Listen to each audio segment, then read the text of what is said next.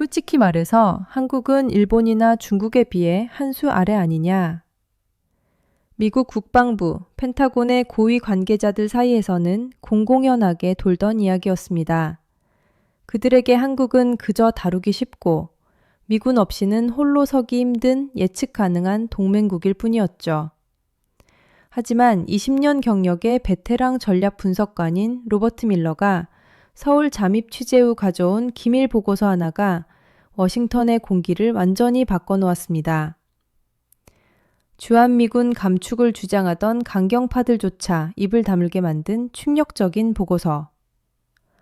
도대체 그날 펜타곤 지하 벙커에서는 무슨 일이 있었던 걸까요? 지금부터 그 긴박했던 현장을 재구성해 드립니다. 한국의 숨겨진 저력이 자랑스럽다면 구독과 좋아요 버튼을 꾹 눌러주세요. 그날 회의실의 공기는 숨이 막힐 듯 무거웠습니다. 저는 미 국방부 동아시아 전략 담당관 로버트 밀러입니다. 펜타곤 반만만 20년을 먹었지만 이날 같은 긴장감은 처음이었죠. 테이블에는 국방부, 합참, CIA, 국무부에서 파견된 핵심 인사 12명이 앉아 있었고 정면 대형 스크린에는 붉게 물든 동중국해 지도가 떠 있었습니다. 주제는 동아시아 해상패권 위기였습니다. 브리핑 장교가 레이저 포인터로 지도를 가리키며 입을 열었습니다. 중국 해군력 증강 속도가 예상을 뛰어넘습니다. 지난 5년 동안 최신의 구축함만 24척이 추가 배치됐고 항공모함 전단도 위협적으로 확장 중입니다. 저는 수첩에 펜을 꾹꾹 눌러가며 기록했습니다.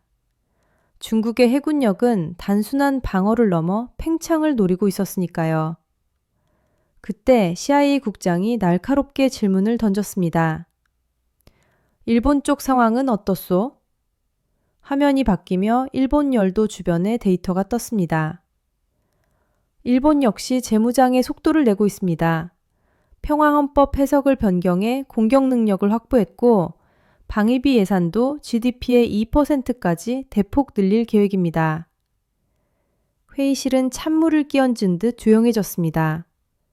중국과 일본, 두 거인이 동시에 칼을 갈고 있는 상황. 충돌은 시간 문제처럼 보였습니다. 대만 해협도 시한폭탄입니다. 합참 대표가 심각한 표정으로 끼어들었습니다. 중국이 대만을 압박하면 일본이 개입할 테고 우리 미국도 자동 참전하게 됩니다. 최악의 시나리오를 가정한 새로운 방어선이 필요합니다. 브리핑 담당자가 고개를 끄덕이며 준비된 비장의 카드를 꺼냈습니다. 동아시아 동맹 네트워크 재편안. 화면에 일본, 필리핀, 대만을 잇는 거대한 방어선이 그려졌습니다. 보시는 것처럼 일본은 최전방의 창과 방패 역할을 합니다. 강력한 해군력과 공군력, 그리고 지리적 이점까지 갖췄으니까요. 참석자들은 모두 동의한다는 듯 고개를 끄덕였습니다. 일본의 전략적 가치는 의심할 여지가 없었죠. 필리핀은 남중국해를 감시하는 눈이 되고 대만은 중국 해군의 태평양 진출을 막는 빗장입니다. 완벽해 보이는 전략이었습니다. 저 역시 노트에 일본 중심의 방어선이라고 적고 있었죠. 하지만 브리핑이 거의 끝나갈 무렵 누군가 의아한 목소리로 물었습니다. 잠깐, 그럼 한국은? 한국의 역할은 어디에 있소? 한국은 그저 후방 지원 기지일 뿐입니다. 브리핑 담당자가 지도상의 한반도를 가볍게 가리키며 말을 이었습니다. 주한미군이 주둔하고 있으니 보급 창고 정도로 활용하면 충분합니다. 그 한마디에 회의실을 짓누르던 긴장감이 순식간에 풀어졌습니다. 여기저기서 피식거리는 웃음소리가 들려왔죠. 맞아, 한국은 걱정할 필요가 없지. 누군가 의자에 등을 기대며 거들었습니다. 다루기 쉽고 예측 가능한 나라니까. 또 다른 참석자가 맞장구를 쳤습니다. 우리말이라면 껌뻑 죽는 나라 아닙니까? 솔직히 미군 없으면 북한 핑계대면서 아무것도 못하는 겁쟁이들이죠. 합참 대표가 쐐기를 박듯 단정적으로 말했습니다. 그들은 우리에게 의존할 수밖에 없는 구조야. 우리가 신경 쓸 건 전략이지 한국의 입장이 아닙니다. 어차피 따라올 테니까. 저 역시 펜을 내려놓으며 고개를 끄덕였습니다. 워싱턴의 정설이었으니까요. 미국이 결정하면 한국은 따른다. 그것이 불변의 법칙이었습니다.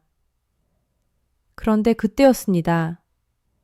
회의실 구석에서 묵직한 저음이 찬물을 끼얹듯 터져나왔습니다. 그 말, 지금 당장 서울 한복판에 가서도 똑같이 짓거릴 수 있겠습니까? 순식간에 회의실이 쥐죽은 듯 조용해졌습니다. 12쌍의 눈동자가 일제히 소리가 난 쪽으로 쏠렸습니다. 그곳에는 40대 중반의 육군 중령이 앉아 있었습니다. 굳게 담은 입술과 날카로운 눈빛. 가슴에는 주한미군 2사단, 일명 인디언 헤드 마크가 선명했죠. 뭐라고 하셨습니까? 브리핑 담당자가 당황한 기색으로 되물었습니다. 중령은 테이블을 쿵 소리 나게 두드리며 일어섰습니다. 한국이 다루기 쉽다고요? 예측 가능하고 순종적이라고요? 현장에서 직접 보고 겪은 사람 앞에서도 그 소리가 나옵니까? 분위기가 싸늘하게 식었습니다. 국무부 관료 하나가 비꼬듯 웃으며 말했습니다. 이봐요, 중령. 왜 그렇게 예민하게 구십니까? 우린 팩트를 이야기하는 중인데. 예민한 게 아닙니다. 중령의 목소리는 차가운 칼날 같았습니다. 저는 지금 치명적인 오판을 막으려는 겁니다. 합참 대표가 팔짱을 끼며 말했습니다. 좋소. 우린 전문가들이니 드러나 봅시다. 무슨 근거로 그러는 거요? 중령은 잠시 침묵하더니 좌중을 압도하는 목소리로 입을 열었습니다. 난 지난 3년간 의정부 최전방에서 근무했습니다. 보고서 쪼가리가 아니라 내 두 눈으로 매일 그들을 지켜봤단 말입니다. 그래서요? 뭐가 다릅니까? 누군가 귀찮다는 듯 물었습니다. 중령은 단호하게 대답했습니다. 여러분이 책상머리에서 상상하는 한국은 20년 전 이야기입니다. 지금의 한국은 여러분이 아는 그 나라가 아닙니다. 브리핑 담당자가 답답하다는 듯 재차 물었습니다. 그러니까 구체적으로 우리가 뭘 놓치고 있다는 겁니까? 중령이 냉선조적인 미소를 지으며 대답했습니다. 뭘 놓치고 있냐고요? 당신들은 지금 모든 것을 착각하고 있습니다. 여기서 백날 설명해봤자 믿지 않으실 겁니다. 직접 가서 겪어보지 않으면 절대 모를 테니까요. 중령의 말에 제가 참지 못하고 끼어들었습니다. 그게 무슨 소리입니까? 우리가 뭘 잘못 알고 있다는 거죠? 중령은 저를 정면으로 응시했습니다. 그의 눈동자는 흔들림이 없었습니다. 만약 한국을 그저 말 잘 듣는 예스맨으로 생각하신다면 완전히 철저하게 착각하고 계신 겁니다. 회의실은 다시 술렁이기 시작했습니다. 불쾌함을 감추지 못하는 고위 관료들, 당황한 기색이 역력한 분석관들. 하지만 저는 중령의 눈빛에서 시선을 뗄 수 없었습니다. 그것은 단순한 반항심이 아니었습니다. 진실을 목격한 자만이 가질 수 있는 섬뜩할 정도의 확신이 서려 있었죠. 좋습니다. 그 이야기는 나중에 따로 보고하시오. 회의 진행합시다. 합참 대표가 서둘러 상황을 정리했습니다. 브리핑은 계속되었지만 회의실의 공기는 이미 달라져 있었습니다. 한국은 쉽다는 전제가 흔들리자 모든 전략이 위태로워 보였기 때문입니다.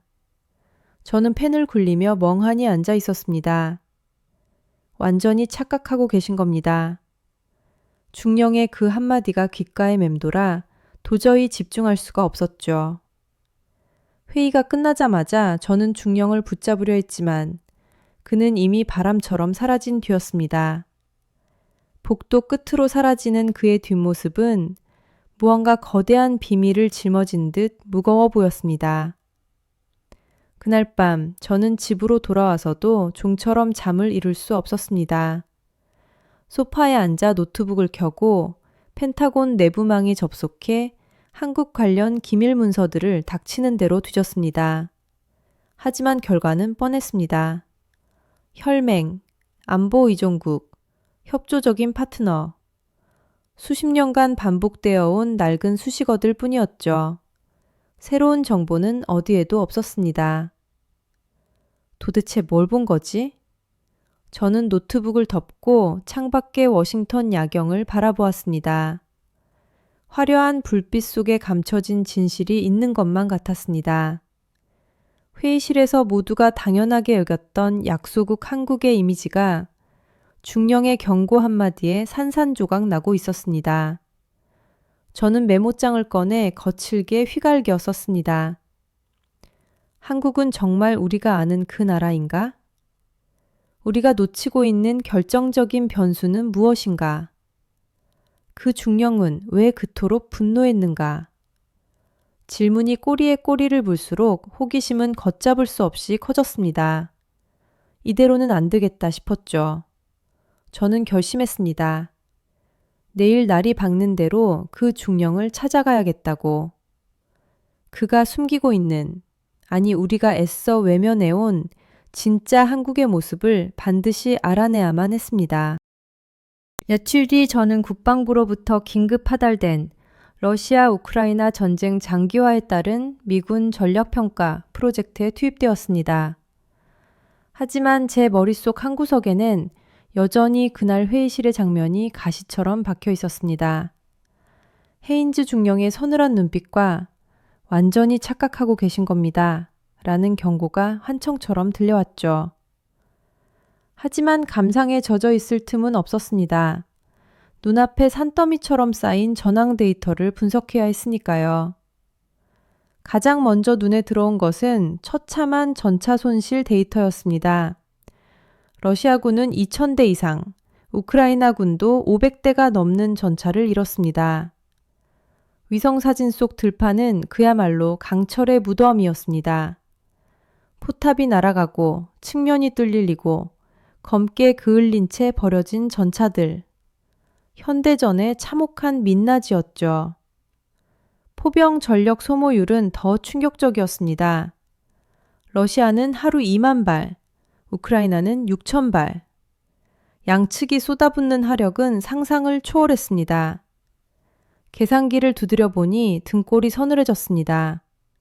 이 속도라면 나토 전체의 탄약 재고가 1년 안에 바닥날 판이었습니다. 이미 유럽 각국은 비명을 지르고 있었죠. 폴란드는 자국 방어용 비축분까지 털어보냈고 전차 군단이라던 독일조차 생산 라인이 멈출 지경이었습니다. 미국의 월간 포탄 생산량이 2만 발인데 우크라이나 전선에서는 그걸 하루 만에 다 써버리고 있었으니까요. 서방의 생산 속도가 전쟁의 소비 속도를 전혀 따라잡지 못하고 있었습니다. 보고서 초안을 작성하며 내린 결론은 명확했습니다.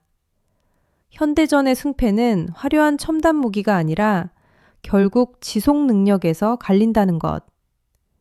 F-35나 하이마스 같은 게임 체인저도 중요하지만 끊임임 없이 쏟아부을 수 있는 포탄과 전차, 그리고 병력이 없다면 무용지물이었습니다. 전쟁은 결국 누가 더 오래 버티느냐의 싸움이었죠. 타이핑을 멈추고 잠시 생각에 잠겼습니다. 만약 이 지옥도가 동아시아에서 펼쳐진다면? 중국과 일본 혹은 남북한이 충돌한다면 과연 그들은 며칠이나 버틸 수 있을까? 호기심에 이끌려 무심코 한국군의 데이터를 열어보았습니다. 며칠 전 헤인즈 중령의 말이 자꾸만 신경 쓰였기 때문일 겁니다. 저는 모니터 화면을 반으로 나누어 왼쪽에는 우크라이나 전황 데이터를, 오른쪽에는 한국군 전력 현황을 띄웠습니다. 그리고 하나씩 비교해 내려가던 순간 제 손이 멈췄습니다. 이게 뭐지? 무언가 잘못된 것 같았습니다. 한국의 전차 보유 대수는 약 2,000대. 단순히 숫자만 많은 게 아니었습니다. 데이터 깊숙한 곳에 숨겨진 수치들이 제 눈을 의심하게 만들었습니다. K1 전차 1,000여 대, 최신의 K2 흑표 전차 300여 대, 여기에 다수의 구형 전차들까지 단순 보유량만으로도 우크라이나를 압도했습니다. 하지만 저를 경악하게 만든 건 단순한 숫자가 아니었습니다. 바로 가동률이었습니다. 한국군 전차의 가동률은 무려 90% 이상, 러시아가 70%, 우크라이나가 60%, 심지어 전차 명가 독일조차 50%를 밑도는 상황에서 한국의 수치는 비현실적으로 높았습니다. 도대체 비결이 뭐지? 저는 데이터를 더 깊이 파고들었습니다. 비밀은 독특한 정비 생태계에 있었습니다. 제작사인 현대로템이 생산뿐 아니라 정비까지 통합 관리하고 있었고, 부품 공급망이 국내에 촘촘하게 깔려 있었습니다. 부품 국산화율이 90%를 넘다 보니 해외에서 부품을 기다려야 하는 우크라이나와 달리 한국은 국내에서 즉각적인 수리와 조달이 가능한 구조였죠.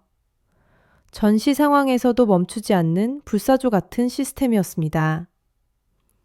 다음으로 제 눈을 사로잡은 건 포병의 제왕이라 불리는 K9 자주포였습니다.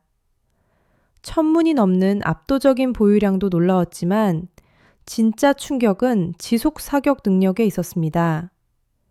분당 6발의 급속 사격은 기본, 장시간 사격에도 끄떡없는 냉각 시스템과 긴 포신 수명, 그리고 승무원의 피로도를 획기적으로 줄여주는 자동 장전 장치까지 우크라이나 전장에서 포신 과열로 사격이 중단되고 화력이 끊기는 치명적인 약점을 한국은 이미 설계 단계에서부터 완벽하게 극복해 놓은 상태였습니다. 마치 42.195km를 전력 질주할 수 있는 마라톤 선수처럼 말이죠. 최근 폴란드와 맺은 수백억 달러 규모의 초대형 방산 계약도 눈에 띄었습니다. K2 전차 1,000대, K9 자주포 600문, FA-50 경공격기 48대. 하지만 제 시선을 강탈한 건 수출 규모가 아니라 탄약 생산 능력이었습니다. 한국의 연간 포탄 생산량은 기밀사항이라 정확히 알 수 없었지만 추정치만으로도 유럽 전체 생산량을 가볍게 뛰어넘었습니다. 더 무서운 건 전시 전환 능력이었습니다. 24시간 풀가동 체제, 민간 라인의 군수 전환, 예비시설 가동 매뉴얼까지 생산량을 단숨에 3배로 폭증시킬 준비가 완벽하게 되어 있었습니다. 저는 모니터 화면을 뚫어지게 쳐다보았습니다. 상식적으로 이해가 되지 않았습니다. 대규모 수출을 감행하면서도 자국 비축 물량을 완벽하게 유지하는 나라. 보통은 수출하면 곳간이 비고 곳간을 채우려면 수출을 포기해야 하는데 한국은 2마리 토끼를 다 잡고 있었습니다. 이게 어떻게 가능하지?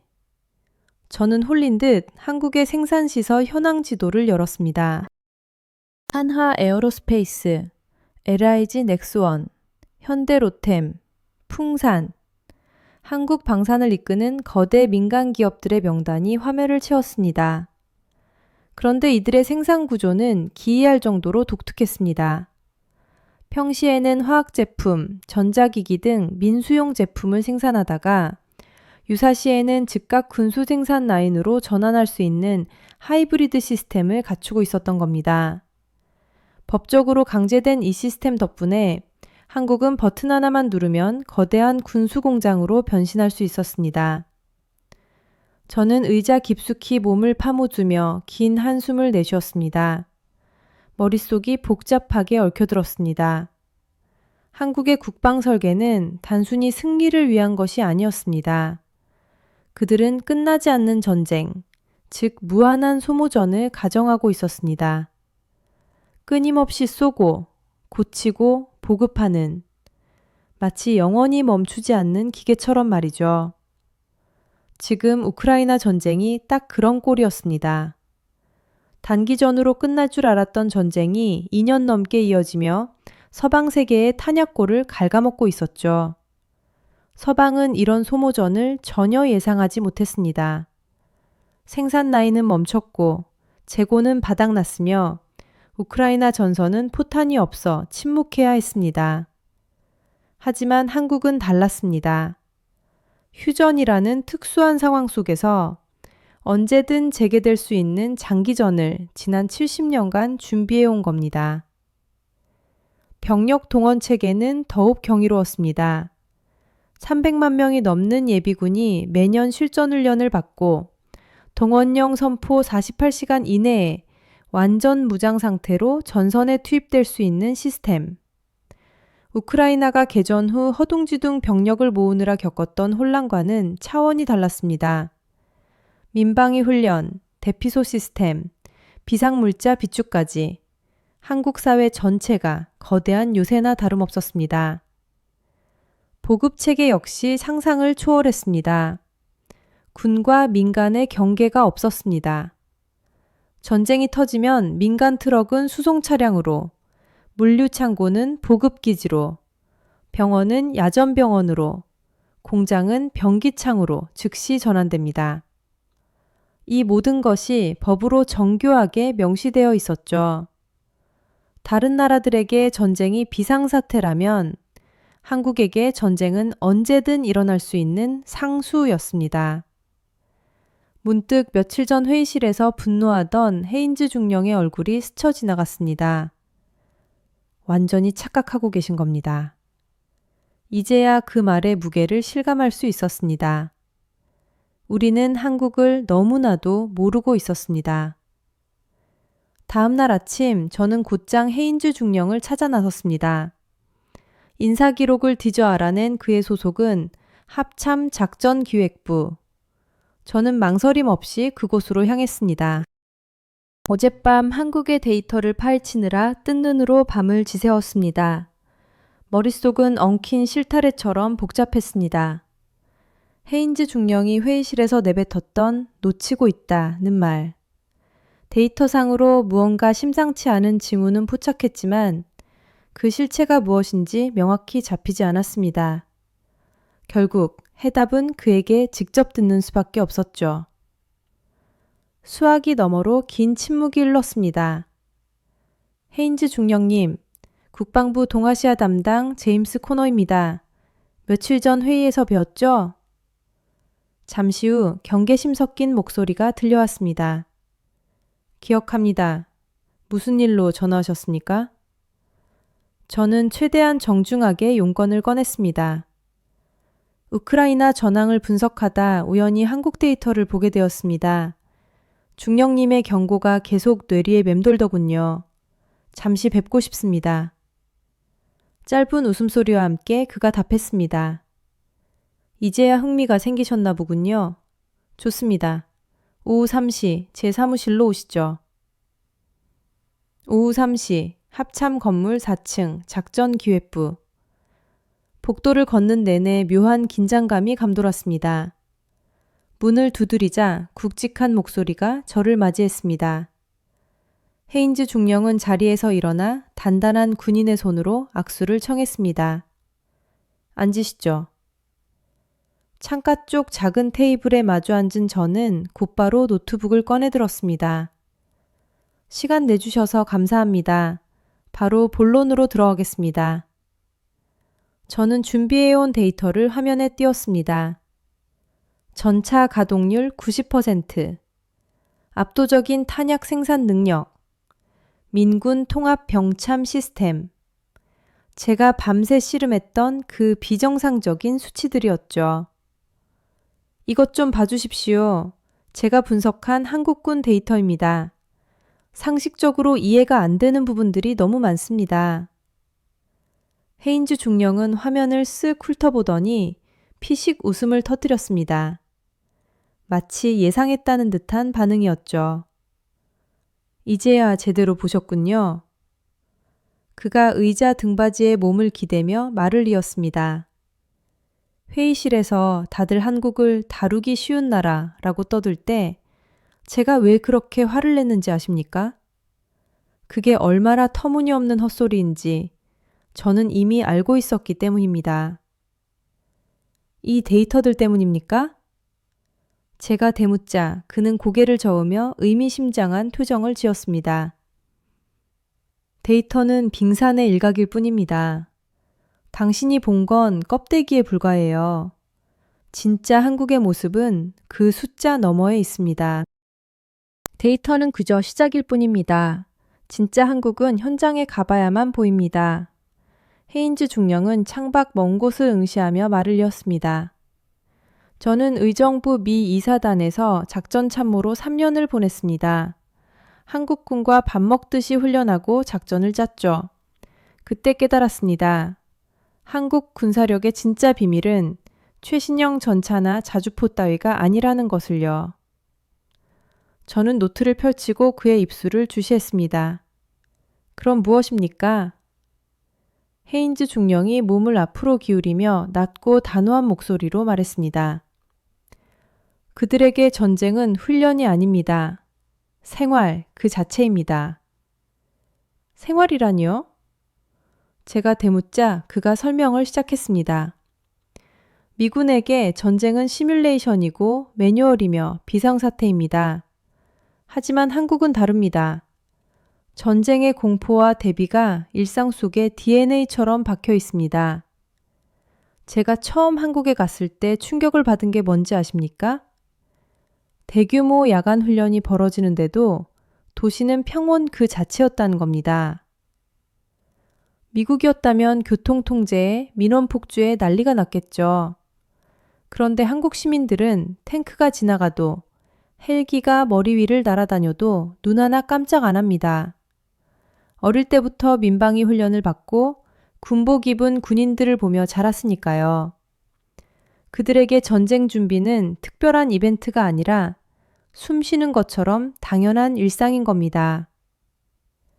저는 고개를 끄덕이며 펜을 돌렸습니다.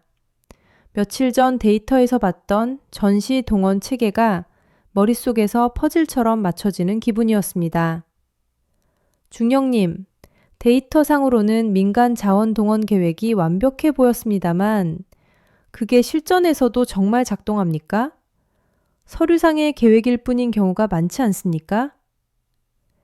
헤인즈 중령이 피식 웃으며 답했습니다. 작동하고 말고요. 제가 직접 목격했습니다. 동원 훈련 명령이 떨어지자마자 불과 6시간 만에 민간 트럭 수백 대가 군 집결지로 쏟아져 들어왔습니다. 운전기사들도 정부 예비군 출신이라 별도 교육 없이 즉시 작전 투입이 가능했죠. 통신망 연결, 보급체계 가동까지. 미군이라면 며칠은 걸렸을 일을 그들은 반나절 만에 해치웠습니다. 소름이 돋더군요. 그들은 1년에 두세 번씩 밥 먹듯이 연습합니다. 누구 하나 당황하지 않고 기계처럼 움직이죠. 헤인즈 중령의 말에 저는 다음 질문을 던졌습니다. 데이터에서 본 민군 복합 생산 체계도 인상적이었습니다. 현장에서도 그게 느껴지던가요? 물론입니다. 헤인즈 중령은 확신에 찬 목소리로 답했습니다. 한국의 방산 기업들은 양손잡이입니다. 현대는 자동차를 만들다가 전차를 찍어내고 한화는 화학 제품을 만들다가 포탄을 쏟아냅니다. 평시에는 민수용, 전시에는 군수용으로 즉각 전환 가능한 스위치가 공장마다 달려있는 셈이죠. 그게 그렇게 결정적인 차이입니까? 속도 때문입니다. 그가 강조했습니다. 미국은 전쟁이 터지면 멈춰있던 방산 라인을 다시 돌리고 사람을 뽑고 교육하는 데만 몇 달이 걸립니다. 하지만 한국은 이미 맹렬하게 돌아가고 있는 민수 라인의 스위치만 군수로 돌리면 끝입니다. 예열이 필요 없는 엔진인 거죠. 저는 펜을 멈추고 그를 바라보았습니다.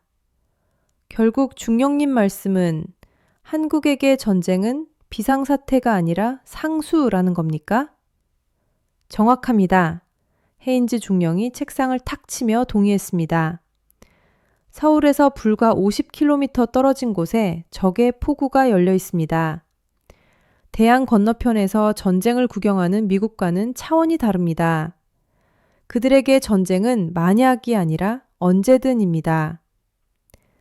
그의 말을 듣고 나니 모니터 속 데이터들이 살아서 꿈틀거리는 것 같았습니다. 비정상적으로 높은 가동률, 무한에 가까운 지속 사격 능력, 빛의 속도로 전환되는 생산 라인. 이 모든 것은 끝나지 않는 전쟁을 대비한 생존 본능의 결과물이었습니다. 일주일 후 저는 한국행 비행기에 몸을 실었습니다. 표면적인 목적은 주한미군 기지 시찰이었지만 진짜 목적은 따로 있었습니다. 기지 밖을 보십시오. 군부대가 아니라 도시와 사람들을 봐야 진짜 한국이 보입니다. 헤인즈 중령의 마지막 조언을 확인하고 싶었기 때문입니다. 인천공항에 도착하니 이미 짙은 어둠이 깔려 있었습니다. 마중 나온 연락관의 차를 타고 서울로 향하는 길, 차창 밖으로 끝없이 펼쳐진 도시의 불빛들이 스쳐 지나갔습니다. 평화로워 보이는 저 화려한 야경 속에 과연 전쟁을 일상으로 받아들인 나라의 긴장감이 숨겨져 있을까? 용산 호텔에 짐을 풀었지만 호기심과 설렘으로 잠은 오지 않았습니다. 창밖으로 펼쳐진 서울의 야경은 고요하고 평화로웠습니다. 하지만 헤인즈 중령의 말대로라면 이 평온함의 이면에는 거대한 무언가가 숨쉬고 있을 터였습니다. 다음 날 아침, 기지 견학 일정은 예상대로 흘러갔습니다. 브리핑룸의 슬라이드, 28,000명의 주한미군 규모, 연합훈련 계획, 독일이나 일본의 미군 기지에서 수없이 봐왔던 완벽하게 통제되고 예측 가능한 미군의 세계였습니다. 오후에 이어진 장비 전시장과 사격 훈련장 견학도 마찬가지였습니다. M1 에이브럼스 전차와 아파체 헬기의 위용, 그리고 그 옆에 나란히 선 한국군의 K2 전차와 K9 자주포. 한미연합훈련은 톱니바퀴처럼 매끄럽게 돌아갔지만 솔직히 말해 제게 새로운 충격을 주지는 못했습니다. 기지 안은 제가 이미 알고 있는 세상이었으니까요. 저녁 역시 공식 일정이 끝나자마자 저는 기지 밖으로 나갈 채비를 했습니다. 안내해 드릴까요? 라고 묻는 연락관의 제안을 정중히 거절하고 홀로 서울의 거리로 나갔습니다. 헤인즈 중령이 말했던 진짜 한국을 제 두 눈으로 확인하고 싶었기 때문입니다. 거리로 나서자마자 퇴근길 인파와 네온사인의 물결이 저를 덮쳤습니다. 바쁘게 움직이는 직장인들, 교복 입은 학생들, 유모차를 끄는 가족들. 겉보기엔 뉴욕이나 워싱턴과 다를 바 없는 평범하고 활기찬 대도시의 풍경이었습니다. 깨끗한 거리, 질서정연한 신호체계, 현대적인 고층 빌딩들. 첫인상은 그저 잘 사는 선진국의 수도, 그 이상도 이하도 아니었습니다. 하지만 무심코 지나치려던 지하철 입구에서 묘한 이질감이 느껴졌습니다. 화려한 광고판들 사이에 묵묵히 서 있는 녹색 표지판 하나. 흰색 글씨와 함께 아래쪽을 가리키는 화살표가 그려져 있었습니다. 가까이 다가가 보니 민방위 대피소라는 글귀와 함께 수용 인원 500명이라는 숫자가 선명했습니다. 미국에서는 한 번도 본 적 없는 낯선 표지판이었습니다. 발걸음을 옮길 때마다 비슷한 표지판들이 눈에 들어왔습니다. 대형 건물 지하 입구마다 붙어있는 대피시설 안내문, 공원 한 구석에 자리 잡은 비상급수시설, 평화로운 도시 풍경 속에 전쟁의 흔적들이 숨은 그림찾기처럼 박혀 있었습니다. 물을 사러 들어간 편의점 창밖으로 건너편 건물이 눈에 띄었습니다. 예비군 훈련장이라는 간판 아래 늦은 밤인데도 불이 환하게 켜져 있었습니다. 안을 들여다보니 군복을 입은 30여 명의 사람들이 교육을 받고 있었습니다. 낮에는 직장인이었을 그들이 밤에는 군인이 되어 훈련을 받는 모습. 기묘하면서도 인상적인 장면이었습니다. 편의점을 나와 다시 걷기 시작했습니다. 그런데 이상했습니다. 밤거리를 걷는데도 불안감이 전혀 느껴지지 않았습니다. 워싱턴이나 뉴욕의 밤거리, 특히 군기지 주변의 그 살벌한 분위기와는 딴판이었습니다. 총성, 마약, 무질서가 지배하는 미국의 밤과 달리 이곳은 너무나 평온했습니다.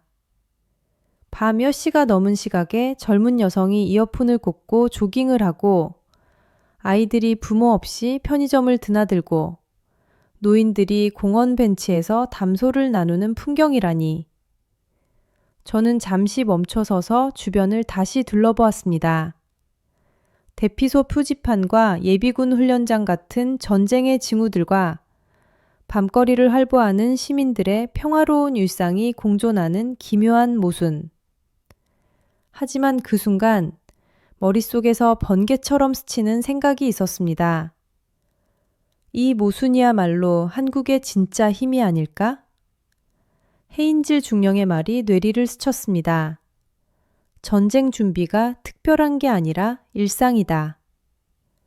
대피소도, 비상급수시설도, 예비군 훈련도, 이 모든 것이 한국인들에게는 공기처럼 자연스러운 삶의 일부였던 겁니다. 너무나 익숙해서 의식조차 하지 않는 완벽하게 내재화된 안보 시스템. 다리가 아파왔지만 멈출 수 없었습니다. 호기심에 이끌려 주택가 골목으로 들어섰습니다. 깨끗하게 정돈된 골목길, 집집마다 새어나오는 따스한 불빛과 저녁 식사 냄새. 그러다 한 집 대문 옆에 붙은 작은 스티커가 제 눈길을 사로잡았습니다. 긴급 연락망이라고 적힌 그 스티커에는 통장, 반장, 그리고 인근 파출소의 번호가 빼곡히 적혀 있었습니다. 동네 반장, 경찰서, 소방서, 심지어 민방위 대장의 연락처까지. 미국이었다면 개인정보보호법 위반으로 소송이 걸렸을 법한 정보들이 대문 옆에 버젓이 붙어 있었습니다. 이곳에서는 이웃 간의 연결과 비상시의 소통이 프라이버시보다 우선한다는 무언의 합의가 있는 듯 했습니다. 자정이 다 되어 호텔로 돌아왔을 때 몸은 녹초가 되었지만 정신은 그 어느 때보다 맑았습니다. 침대에 누워 천장을 응시하며 결론을 내렸습니다. 한국은 전쟁과 평화가 기묘하게 그러나 완벽하게 공존하는 나라다. 이틀간 서울 거리에서 목격한 대피소 표지판, 예비군 훈련장, 민방위 스티커의 잔상이 뇌리에서 떠나지 않았습니다. 헤인즈 중령의 통찰은 정확했습니다. 진짜 한국의 저력은 군부대 담장안이 아니라 시민들의 일상 속에 숨겨져 있었습니다. 진해 해군기지로 향하는 차 안, 창밖으로 스쳐가는 평화로운 시골 풍경조차 이제는 예사롭게 보이지 않았습니다. 저 고요한 논밭과 마을 뒤에도 철저한 전시 대비 태세가 숨쉬고 있을 테니까요. 오후 2시, 진해 기지에 도착하자 단정한 인상의 중령이 저를 맞이했습니다. 환영합니다. 잠수함 전력 브리핑을 준비했습니다. 안내받은 회의실은 군더더기 없이 깔끔했습니다. 곧이어 시작된 브리핑에서 한국 해군의 잠수함 전력이 베일을 벗었습니다. 손원 1급 9척, 214급 9척 등 총 18척의 디젤 잠수함을 운용 중이며 3척을 추가 건조하고 있다는 설명이 이어졌습니다. 특히 독일 기술을 독자적으로 개량한 214급과 리튬 배터리를 탑재해 자망 시간을 획기적으로 늘린 최신형 잠수함에 대한 설명은 인상적이었습니다. 작전 반경은 어느 정도입니까? 제가 묻자 장교는 자신있게 답했습니다. 2000해리입니다. 동중국해와 남중국해 전역은 물론 일본 주변 해역까지 작전 가능합니다. 한국 영해를 훌쩍 뛰어넘는 광범위한 작전 능력에 저는 고개를 끄덕였습니다. 이어지는 슬라이드에는 백상어, 해성, 등 한국 기술로 개발된 어뢰와 미사일들이 위용을 뽐냈습니다. 브리핑이 무르익을수록 저는 자연스레 다음 순서를 기대했습니다. 바로 핵잠수함이었습니다.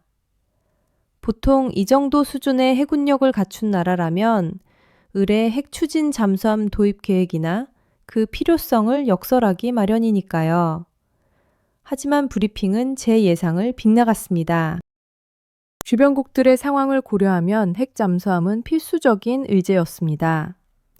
중국은 이미 10여 척의 핵잠수함을 운용 중이었고 일본조차 도입을 검토한다는 소문이 파다했으니까요. 하지만 슬라이드가 넘어갈 때마다 제 기대는 빗나갔습니다. 핵 추진 필요성이나 미래 계획 같은 거창한 제목은 끝내 등장하지 않았습니다.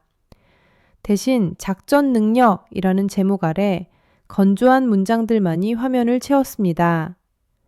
장기 자망 시 지휘 유지, 보급선 차단 후 작전 지속, 해상 통제 공백 최소화, 구체적인 수치도 화려한 수식어도 없는 지극히 담백한 서술이었습니다. 보통의 브리핑 자료가 중요성을 역설하고 성과를 과시하는 것과는 대조적으로 이 슬라이드는 마치 이미 달성된 사실을 무심하게 나열한 듯 했습니다. 저는 손을 들었습니다. 질문 있습니다. 핵 추진 잠수함에 대한 언급이 전혀 없군요. 주변국들의 동향을 볼 때 한국도 필요성을 절감하고 있을 텐데 관련 계획이나 검토 사항이 빠져 있는 이유가 무엇입니까? 회의실에 짧은 정적이 흘렀습니다. 장교는 슬라이드를 앞뒤로 천천히 넘기며 마치 제가 무언가를 놓친 것은 아닌지 확인하는 듯한 제스처를 취했습니다. 그리고는 저를 응시하며 침착하게 입을 열었습니다. 핵 추진 잠수함 말씀이십니까? 설명해야 할 단계의 이야기는 아닙니다. 저는 순간 말문이 막혔습니다. 그게 무슨 뜻입니까? 지금 보신 내용이 전부입니다. 추가 설명은 없습니다. 장교의 목소리는 부드러웠지만 더 이상의 질문을 허용하지 않는 단호함이 서려 있었습니다. 그는 곧바로 다음 슬라이드로 넘어가 훈련 현황에 대한 설명을 이어갔습니다. 브리핑은 계속되었지만 제 머릿속은 온통 설명해야 할 단계의 이야기는 아닙니다. 라는 그 한마디로 가득 찼습니다. 단순히 필요성을 못 느껴서일까요? 아니면 극비사항이라서? 직감적으로 둘 다 아니라는 생각이 들었습니다. 그 말 속에는 훨씬 더 깊고 은밀한 함의가 숨겨져 있는 것 같았습니다. 브리핑이 끝나고 장교가 다시 물었습니다. 더 질문 있으십니까?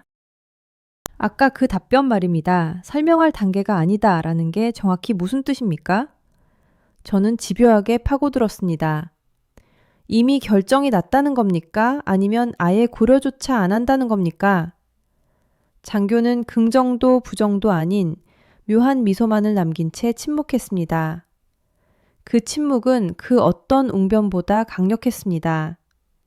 더 이상 말하지 않겠다는 혹은 말할 필요조차 없다는 무언의 선언이었죠. 순간 등골이 서늘해졌습니다. 워싱턴에서 밥 먹듯이 정부 문서를 다루며 터득한 진리가 하나 있습니다. 기록이 없다는 건 논쟁이 끝났다는 뜻이다. 보통 추진 중이거나 논란이 있는 계획일수록 브리핑 자료는 두꺼워집니다. 필요성을 역설하고 예산을 정당화하고 반대파를 설득해야 하니까요. 하지만 이미 확정된 사안은 굳이 설명할 필요가 없습니다. 그저 실행만 남았을 뿐이죠. 한국 해군이 핵잠수함에 대해 일절 언급하지 않은 이유, 그것은 역설적이게도 이미 내부적인 결론이 났기 때문이었습니다.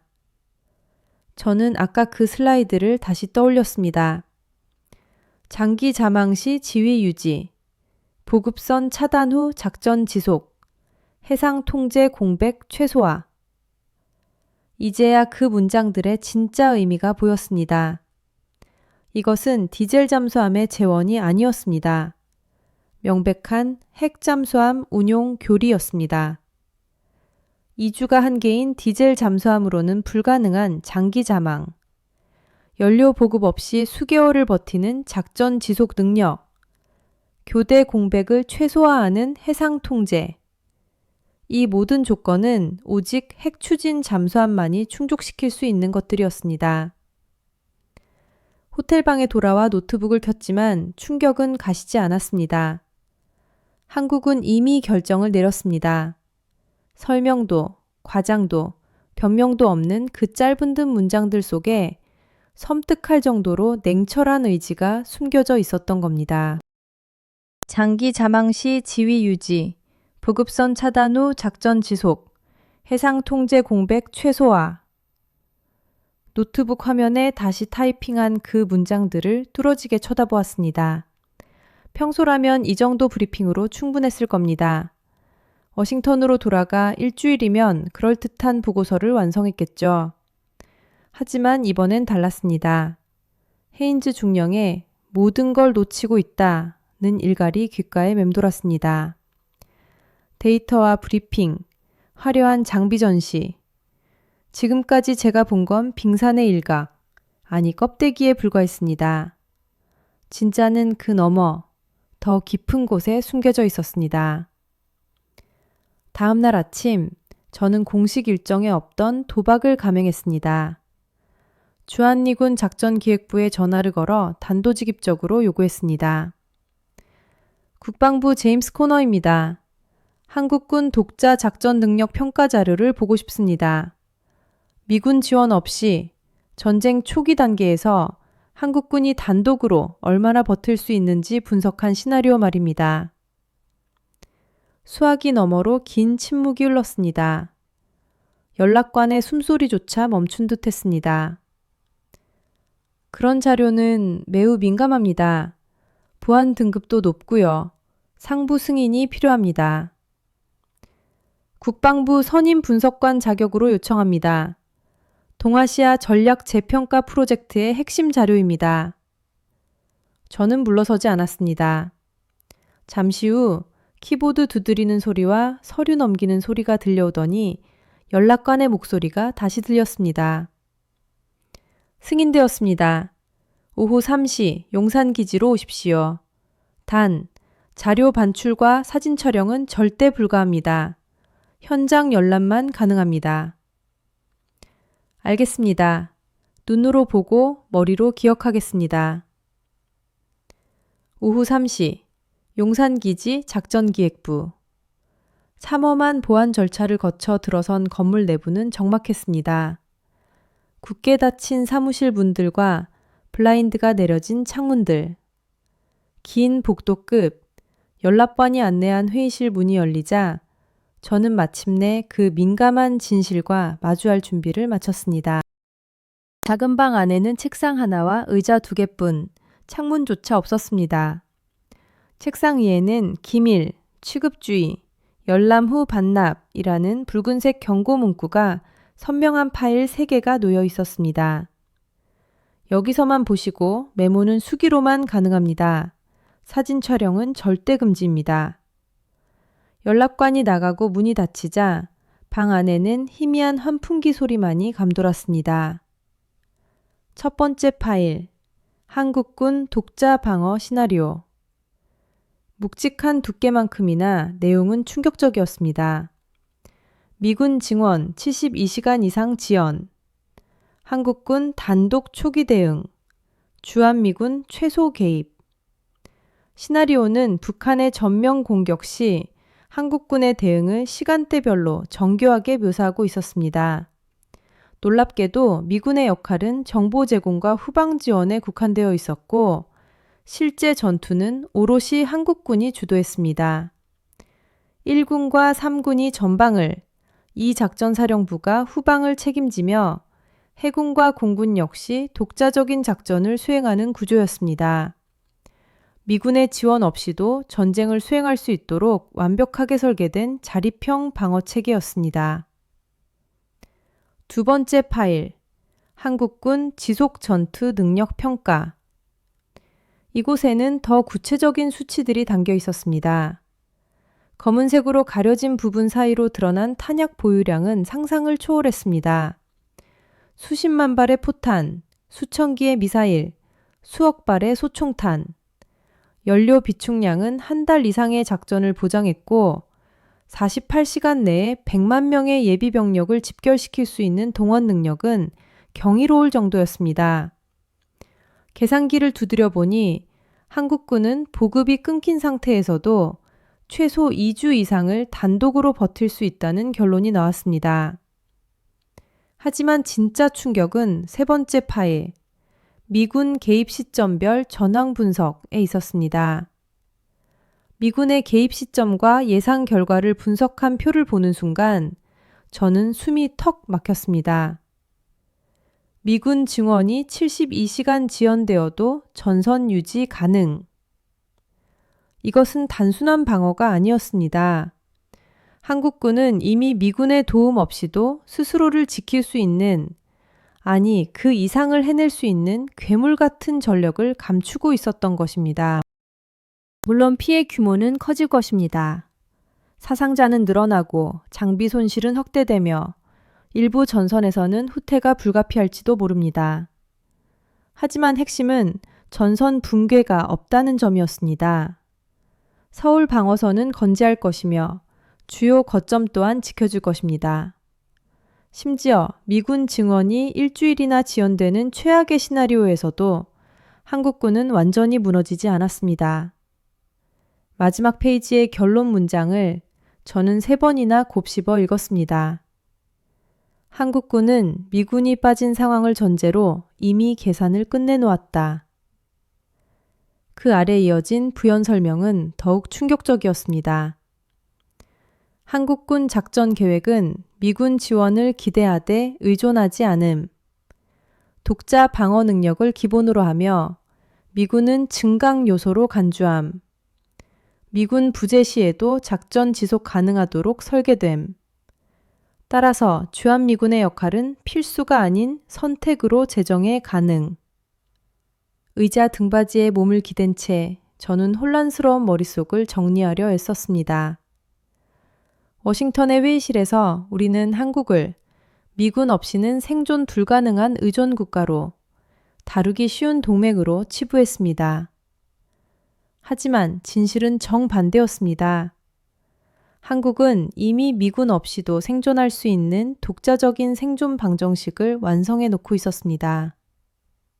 호텔로 돌아와 창밖의 서울 야경을 바라보며 저는 이 평화로운 불빛 뒤에 숨겨진 서늘한 계산과 준비 태세에 전율했습니다. 다음 날 아침 저는 주한미군 사령관 브라이언 스미스 중장에게 비공식 면담을 요청했습니다. 현장 지휘관의 육성으로 어제 본 자료의 진위를 확인하고 싶었기 때문입니다.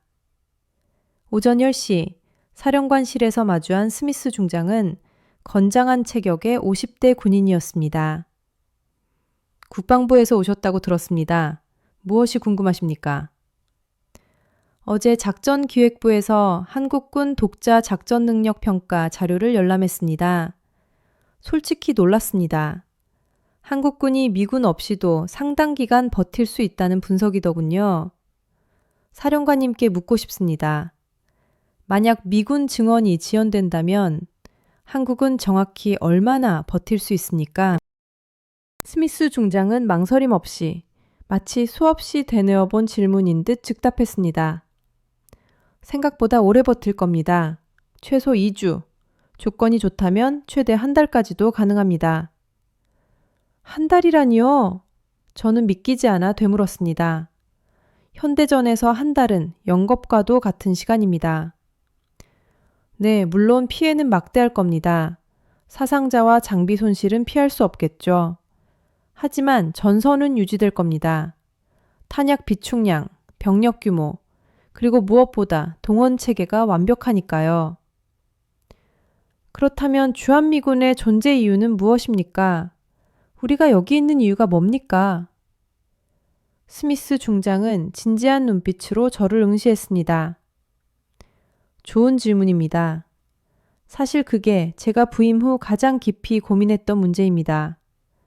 저는 지난 15년간 독일, 일본, 필리핀 등 수많은 동맹국에 주둔했습니다. 그곳에서 미군은 언제나 핵심이었습니다. 우리가 빠지면 방어선은 붕괴했고 동맹국들은 전적으로 우리에게 의존했습니다. 작전 계획부터 지휘 통제까지 모든 것이 미군 중심이었죠. 한국은 다릅니까? 완전히 다릅니다. 스미스 중장은 단호했습니다. 이곳에서 우리는 중심이 아닙니다. 저도 처음엔 몰랐습니다. 하지만 첫 연합훈련 때 깨달았죠. 한국군은 미군의 지시를 기다리지 않습니다. 스스로 판단하고 움직입니다. 우리에게 상황을 공유할 뿐 허락을 구하지 않더군요. 다른 동맹국들이 미군의 승인만 목 빠지게 기다리던 것과는 차원이 달랐습니다. 그럼 미군의 역할은 도대체 뭡니까? 우리는 시간을 버는 존재입니다. 스미스 중장의 답변은 명쾌했습니다.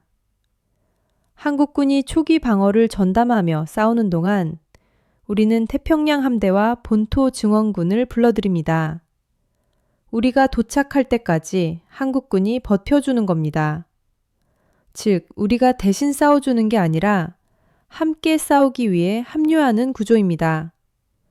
한국군이 시간을 벌어주고 우리는 그 시간을 단축시키는 것이죠. 저는 노트에 그의 말을 받아 적으며 전율을 느꼈습니다.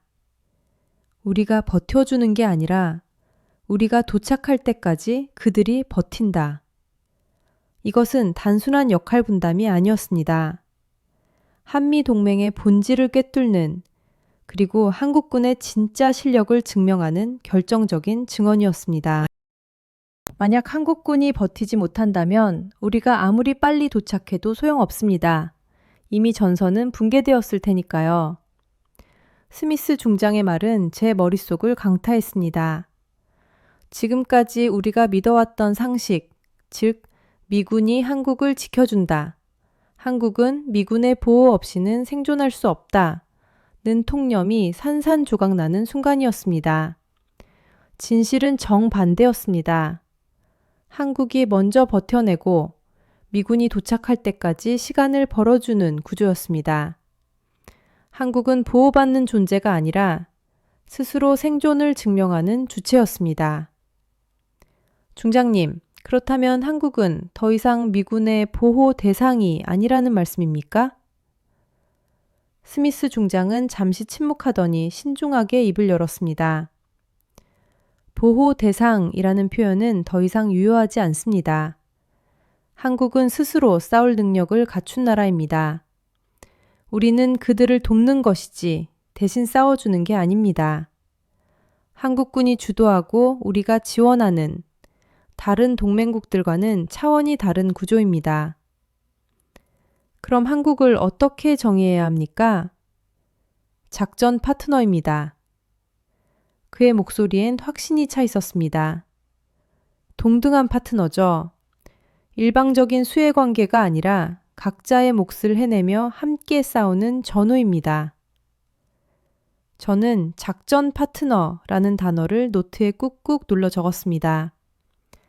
한국은 미군의 보호 대상이 아니라 미군 작전의 성패를 가르는 시간 조절 장치였습니다. 한국이 버텨주지 않으면 미군은 싸울 기회조차 얻지 못합니다. 솔직히 묻겠습니다. 만약 한국군이 초기 방어에 실패한다면 어떻게 됩니까? 재앙입니다. 스미스 중장의 표정이 굳어졌습니다. 초기 방어선이 붕괴되면 우리는 한반도를 넘어 일본, 나아가 태평양 전체를 건 전쟁을 치러야 합니다. 비용과 피해는 상상을 초월할 겁니다. 주한미군의 진짜 역할은 한국군과 함께 전선을 유지하여 증원부대가 도착할 교두보를 확보하는 것입니다. 전선이 무너지면 증원도, 반격도 불가능합니다. 사령관실을 나서는 순간 제 머릿속에 의존 국가 리스트에서 한국이라는 이름은 영원히 지워졌습니다. 주한미군은 한국을 지켜주는 시혜자가 아니라 한국과 함께 전선을 지탱하는 동반자였습니다. 호텔로 돌아와 노트북을 켠 저는 이제 완전히 달라진 시각으로 보고서를 다시 쓰기 시작했습니다. 일주일 전의 저와 지금의 저는 완전히 다른 사람이 되어 있었습니다. 창밖으로 펼쳐진 서울의 야경, 반짝이는 빌딩 숲과 분주한 차량 행렬은 여느 대도시와 다를 바 없는 평범한 풍경이었습니다. 하지만 제 눈에는 더 이상 평범하게 보이지 않았습니다. 워싱턴을 떠날 때만 해도 저는 확신에 차 있었습니다. 한국은 다루기 쉬운 나라, 미군 없이는 생존 불가능한 의존 국가라고 말이죠. 회의실의 모든 전문가들이 그렇게 단언했고 저 역시 아무런 의심 없이 고개를 끄덕였습니다. 하지만 지금 그 모든 확신은 산산조각 났습니다. 한국은 결코 만만한 나라가 아니었습니다. 의존 국가는 더더욱 아니었죠. 오히려 독자적인 생존 능력을 갖춘 무서울 정도로 강인한 나라였습니다. 저는 노트를 펼쳐 지난 일주일간의 기록들을 훑어보았습니다. 데이터 분석, 헤인즈 중령의 통찰, 서울 거리에 숨겨진 전시 대비 태세, 해군의 은밀한 브리핑, 작전 자료의 충격적인 진실, 그리고 스미스 중장의 증언까지. 모든 증거가 하나의 결론을 가리키고 있었습니다. 저는 떨리는 손으로 타이핑을 시작했습니다. 질문의 전제 자체가 완전히 뒤집혔습니다. 처음의 질문은 미군이 한국에게 무엇을 해주는가? 라는 시혜적 관점이었습니다. 우리가 보호자이고 한국은 수혜자라는 오만함이 깔려 있었죠. 하지만 이제 질문은 한국이 미국에게 무엇을 해주는가로 바뀌어야 했습니다. 이것은 대등한 파트너십, 아니 어쩌면 한국이 우리를 위해 더 큰 희생을 감내하고 있는지도 모른다는 깨달음이었습니다. 한국은 전선을 지탱하는 나라다. 저는 단호하게 적어내려갔습니다. 북한의 위협을 1차적으로 막아내는 거대한 방파제이며 독자적인 초기 방어 능력으로 미군 증원을 위한 골든타임을 확보해준다. 만약 이 방파제가 무너진다면 미국은 상상할 수 없는 규모의 전쟁을 준비되지 않은 시점에 떠안게 될 것이다. 적으면서 확신은 더욱 굳어졌습니다. 한국이 버텨주는 그 시간 동안 미국은 전열을 정비하고 동맹국을 규합하며 태평양 함대를 전개할 수 있습니다. 하지만 한국이 초기에 무너진다면 그 모든 기회는 사라집니다. 한국은 미국의 보호를 받는 나라가 아니라 미국의 전략적 시간을 벌어주는 핵심 축이었습니다. 미군이 준비도 없이 즉각적으로 그것도 대규모로 투입되어야 하는 상황. 그것은 혼란 그 자체이며 비용과 위험이 기하급수적으로 치솟는 악몽입니다. 저는 새로운 문단을 열고 자문자답을 시작했습니다. 만약 한국군의 단독 방어 기간이 단축된다면? 답은 명확했습니다. 미군의 투입 시점은 앞당겨지고 준비 시간은 증발합니다. 증원 규모는 비대해지고 작전의 복잡도와 위험도는 통제 불능 상태로 치닫습니다. 결론적으로 미군의 투입 비용은 폭증하게 됩니다. 어제 열람한 자료를 바탕으로 시뮬레이션을 돌려보았습니다. 한국군이 2주를 버텨준다면 미군은 계획된 병력 3만, 항공기 200대, 함정 20척으로 충분합니다. 예산 범위 내에서 통제 가능한 수준이죠. 하지만 한국군이 단 3일 만에 무너진다면? 상황은 급변합니다. 병력은 10만, 항공기는 500대, 함정은 50척 이상으로 급증해야 합니다. 준비 없는 긴급 투입은 효율을 떨어뜨리고 긴급 동원과 수송에 따른 비용은 3배가 아닌 5배 이상으로 폭발합니다. 화면에 띄운 표는 잔인할 정도로 명확한 진실을 보여주었습니다. 한국이 오래 버틸수록 미국의 비용은 급감하고 한국이 빨리 무너질수록 미국의 비용은 폭증합니다. 완벽한 반비례 관계. 저는 결론을 내렸습니다. 주한미군은 비용이 아니다. 가장 저렴하고 확실한 보험이다. 한국군이 전선을 지탱해주는 덕분에 미국은 최소한의 투자로 최대의 안보 효과를 누리고 있는 것입니다. 주한미군 철수나 감축은 단기적으로는 예산 절감처럼 보일지 몰라도 장기적으로는 천문학적인 손실을 초래하는 자충수입니다. 워싱턴 일각에서 연간 20억 달러가 아깝다며 제기하는 무임승차론은 완전히 틀렸습니다. 20억 달러를 아끼려다 200억 달러, 아니 그 이상의 대가를 치르게 될 테니까요. 우리는 한국을 지켜주는 게 아닙니다. 우리 자신을 위해 그곳에 있는 것입니다.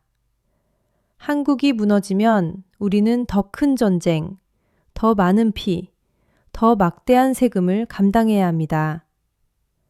저는 이 냉혹한 현실을 감정이나 의리가 아닌 워싱턴이 유일하게 신뢰하는 언어, 바로 숫자로 증명해 보이기로 결심했습니다. 워싱턴은 오직 달러와 병력 수치만을 신뢰합니다. 그래서 저는 철저하게 데이터로 승부해야 했습니다. 한국이 버텨주는 것이 미국에게 얼마나 막대한 이득인지, 주한미군 유지가 얼마나 효율적인 투자인지를 숫자로 증명해야만 했습니다. 시계는 어느덧 새벽 5시를 가리키고 있었고 과도한 카페인 섭취로 손끝이 떨려왔지만 멈출 수 없었습니다. 지금 이 순간에 명료한 통찰을 놓치면 내일은 흐려질 것만 같았기 때문입니다. 한국의 독자 방어 능력은 미국의 핵심 전략 자산이다. 저는 거침없이 타이핑을 이어갔습니다. 한국이 강할수록 미국은 안전하며 한국군이 오래 버틸수록 미국의 전쟁 비용은 감소한다. 따라서 주한미군은 감축이 아닌 유지, 나아가 강화가 필요한 필수 대상이다. 그날 밤 저는 보고서의 뼈대를 완성했습니다. 하지만 워싱턴으로 돌아와 다시 읽어본 초안은 어딘가 부족했습니다. 데이터는 차고 넘쳤고 논리는 견고했지만 보수적인 워싱턴의 정책 결정자들을 움직이기엔 한 방이 없었습니다. 현상 분석에 그칠 뿐 구체적인 행동 지침이 빠져 있었기 때문입니다. 이러면 안 된다는 경고만으로는 부족했습니다. 그럼 어떻게 해야 하는가에 대한 명확한 해답이 필요했습니다. 저는 과감하게 기존 초안을 폐기하고 백지에서 다시 시작했습니다. 이번에는 철저히 결과 중심의 시나리오로 접근하기로 했습니다. 첫 섹션의 제목은 주한미군 감축 시 예상 시나리오. 만약 주한미군을 현재 28,500명에서 15,000명으로 절반 가까이 감축한다면 어떤 재앙이 닥칠지 구체적인 숫자로 보여주기로 했습니다. 주한미군 병력 감축 시 다음과 같은 연쇄 반응이 예측된다. 저는 화살표를 그려가며 첫 번째 결과를 적어내려갔습니다. 미군 증원 전력 도착 시간의 치명적 지연. 현재는 오산과 부산의 완벽한 기반 시설 덕분에 위기 발생 시 72시간 내 증원이 가능하다. 그러나 주한미군이 축소되면 이 기반 시설 또한 유지될 수 없으며 이는 즉각적인 대응 불능으로 이어진다. 정강의 처리 능력, 항만의 하역 능력, 그리고 보급 창고와 정비시설의 축소는 필연적입니다. 그 결과 증원부대의 도착 시간은 72시간에서 96시간 이상으로 늘어납니다. 24시간의 지연. 평시에는 하루에 불과하지만 전장에서는 승패를 가르는 결정적인 시간입니다. 단 하루 만에 전선은 수십 킬로미터나 밀릴 수 있고 이는 돌이킬 수 없는 재앙의 시작점이 될 수 있습니다. 두 번째 시나리오는 더욱 끔찍했습니다. 초기 전선 붕괴 시 태평양 작전 전체의 붕괴. 만약 한국 전선이 일주일 내에 무너진다면 미군은 즉각적인 대규모 투입을 강요받게 됩니다. 주일미군, 괌 기지전력, 하와이 예비대, 심지어 제7함대 전체가 한반도로 빨려 들어갑니다. 이는 태평양 전체 전력 배치에 심각한 불균형을 초래합니다. 대만 해협 감시망은 헐거워지고 남중국해 순찰은 중단되며 일본 방어에도 치명적인 공백이 생깁니다. 중국이 이 틈을 놓칠 리 없습니다. 한반도의 위기가 태평양 전체의 안보 위기로 확산되는 안보 도미노 현상이 발생하는 것입니다. 세 번째는 비용의 문제입니다. 한국군 단독 방어 기간 단축 시 미군 투입 비용 폭증. 현재 한국군은 2주 이상 단독 방어가 가능하며 이 기간 동안 미군은 계획된 50억 달러 규모의 증원만 수행하면 됩니다. 하지만 주한미군 감축으로 한국군의 버티기 능력이 일주일로 줄어든다면 상황은 급변합니다. 병력 10만, 항공기 500대, 함정 50척 이상의 긴급 투입이 필요하며 비용은 순식간에 20억 달러로 4배 이상 폭등합니다.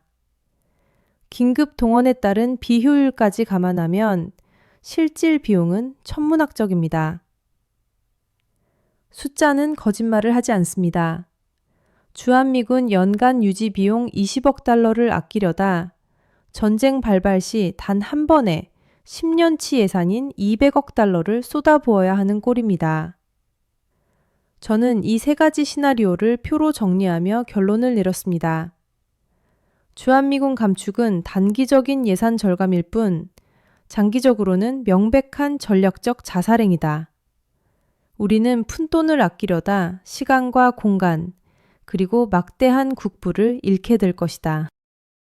다음 섹션의 제목은 주한미군 유지 시 전략적 이득으로 정했습니다. 감축의 위험성을 경고하는 것만으로는 부족했습니다. 유지가 가져올 확실한 이익을 제시해야 설득력을 얻을 수 있었기 때문입니다. 주한미군을 현 수준으로 유지하거나 강화할 경우 미국은 다음과 같은 전략적 이득을 확보한다. 저는 확신에 찬 손길로 타이핑을 이어갔습니다. 첫째, 한국군의 독자 방어 기간이 획기적으로 연장된다. 한미연합전력이 초기 방어를 분담하면 버티기 기간은 2주에서 한 달로 늘어나며 이는 미군 증원 준비 시간을 2배로 확보해준다. 둘째, 태평양 전체의 안보 지형이 안정된다.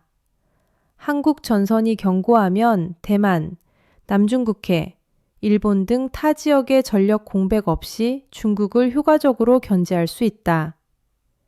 셋째, 전시 투입 비용이 최소화된다.